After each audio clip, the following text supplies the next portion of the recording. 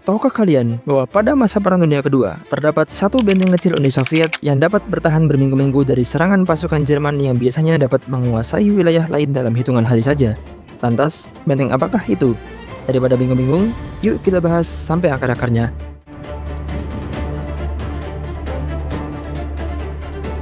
Ya, kisah ini adalah kisah perlawanan gila di Brest Fortress, benteng yang seharusnya runtuh dalam hitungan jam namun justru bertahan berminggu-minggu. Satu titik yang menolak untuk tunduk pada kebrutalan Blitzkrieg Jerman. Pagi buta 22 Juni, tanpa peringatan, artileri Jerman menghantam benteng yang terletak di perbatasan Polandia Soviet. Ledakan datang bertubi-tubi, menghancurkan barak, gudang dan jalur komunikasi.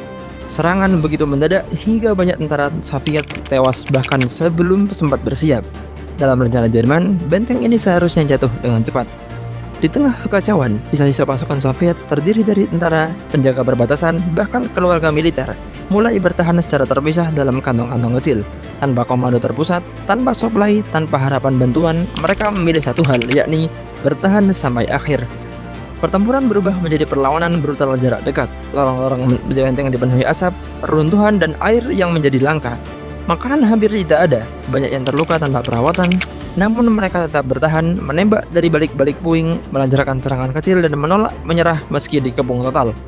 Pasukan Jerman yang terbiasa dengan kemenangan cepat terkejut. Mereka harus mengerahkan lebih banyak waktu dan sumber daya hanya untuk menaklukkan satu benteng. Secara militer, Brest Fortress akhirnya jatuh, namun secara simbolik, ia tidak pernah benar-benar ditaklukkan. Perlawanan di Brest menjadi salah satu tanda awal bahwa invasi Jerman ke Uni Soviet tidak akan berjalan semudah yang dibayangkan. Di tempat yang seharusnya hanya menjadi catatan kaki, lahir kisah tentang pertahanan tanpa batas. Dalam sejarah, Brest Fortress dikenang bukan karena kemenangan, tetapi karena pilihan untuk tetap bertahan ketika segala sesuatu sudah hilang.